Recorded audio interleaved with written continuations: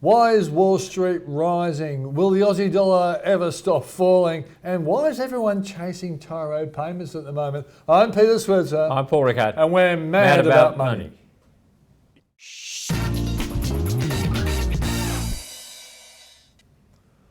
Well, Paul, you greeted me this morning with the wonderful news that it's now 100% certain that the US will have a recession, but Wall Street's rising today. How come? Well, that's what some of the analysts are now saying, 100%. So that's not leading out too many opportunities for a non-recession. That's right. Look, Wall Street, it's been sold off, Pete, as we know. Some good, better than expected company profit reports. And what happens in markets is, people expectations all go one way.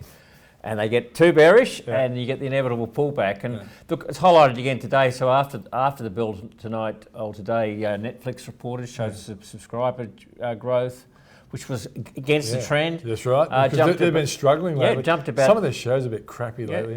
Jumped about 12% in after-hours trading. So that sets up Wall Street for a good start off tomorrow. So reporting season, at the end of the day, share prices will all be about earnings, not anything else. And this is why we're seeing it. So that market itself, in a sense, has been guessing that companies were doing badly when they haven't been doing as badly as the market expected. Yeah, I mean, as people look out, they say, well, the recession's going to come and things are going to slow and the impact of the high top, right? Yeah, but look, I would just see it as a bit of a bounce off the bottom. I think for me, the thing still to watch is the bond rate. Bond rate's still sitting around 4%. Until we really start to see the bond yields come down, I don't think you can say Wall Street's out of its current problem. And I don't think that's going to turn around quickly.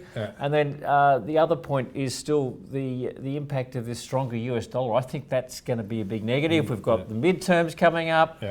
So lots of signs for the Wall Street to be a bit nervous, but we might get a bounce through earnings season. Paul, one of the tricks I've learned in this media game is to listen. And I heard you just talk about 100% chance of recession. I didn't say 100%, but that's what they're saying, right? But bond yields are still going up. Now, if the bond market really thought a recession, they'd be going down, wouldn't they? So it's kind of probably 50-50 really, isn't it? Look, it probably is. I mean, I don't know. I'm not close enough to the US But you're an old bond market. Yeah, if you thought it was 100% a recession, you wouldn't be paying more for bond. I mean, look, that's what I mean. The bond market, when it's convinced a recession is here, it'll start to expect the next move down at some stage will be interest rates down, and so it will be anticipating that. But we have to see, in that sort of inflation under control. So earnings season is really important. Ultimately, that's what dictates share prices. So far, going pretty well.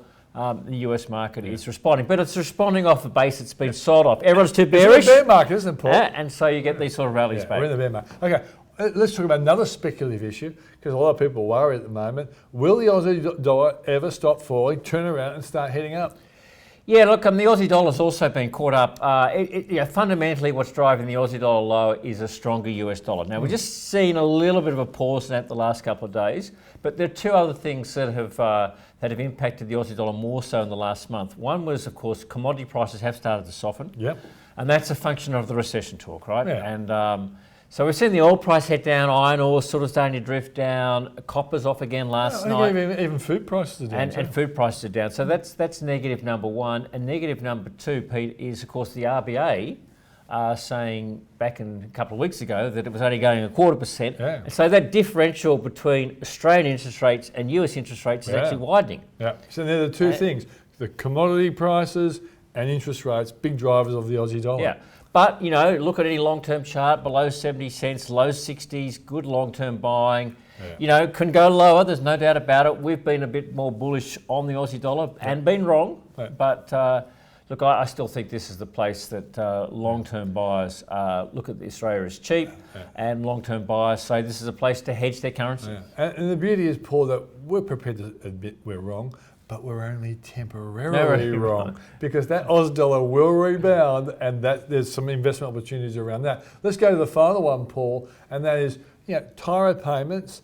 Everyone seems to be chasing it. We had a private equity mob, which included industry super funds. We have allegedly NAB and then Westpac. They're all chasing.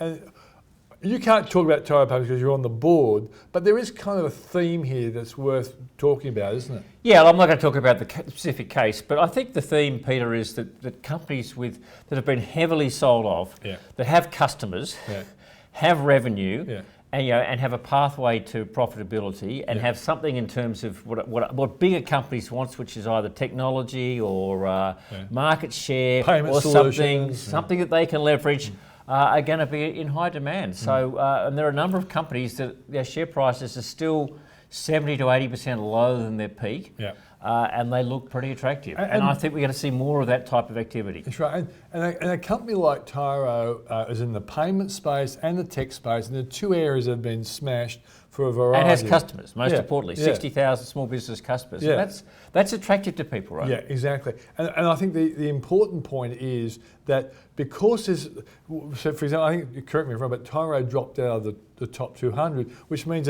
they weren't bought by ETFs over that period of time, because they have to buy them if they're in the ETF 200. But one day, if its share price improves, it could end up in there again. So all the circumstances that drove the price down could easily change over the next year or two. And that's why these banks and private equity mobs are chasing companies like Tyro and others like it. Yeah, and I think we're going to see some more activity in that space in other companies. And there are some good companies out there. I think the point is, if you've taken on paper at least, a huge loss of some of these companies.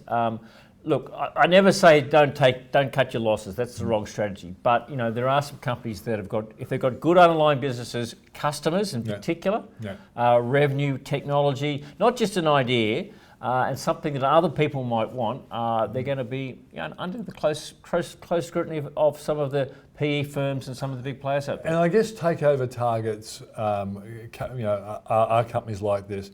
And I look at a company like Zip. We know it's in trouble, but it wouldn't surprise me if another one came along and gobbled up Zip just to get all the customers they've got. They've already had troubles, but I do think the current share price is probably way below what it needs to be, given the fact it's not a bad business. Yeah, Zip at 60 cents compared to $12, I think it got to. I mean, look, I'm probably in a bit two minds about Zip. I just don't know about the higher interest rates. Obviously, do impact the profitability quite substantially of buy now, pay later. Yeah. But you're right, Zip has a lot of customers, both merchants and actual customers, and there's something attractive there. Yeah. And you have to say that there's a lot of people who run the ruler over Zip. I have no inside information on that one, Pete, but there are others. I think EML Payments is another one we've talked about in the same category. Yeah. There are some good companies out there with good businesses that have made progress, headway, in tough markets that must be looking pretty cheap to some of the buyers. But we throw the point in, there are riskier investments, and we're not giving any advice on this sort of thing. It's just keep your fingers crossed if you're in. If you're not, well, you're a speculator. I'm Peter Switzer. I'm Paul Rickard. And we're mad about money.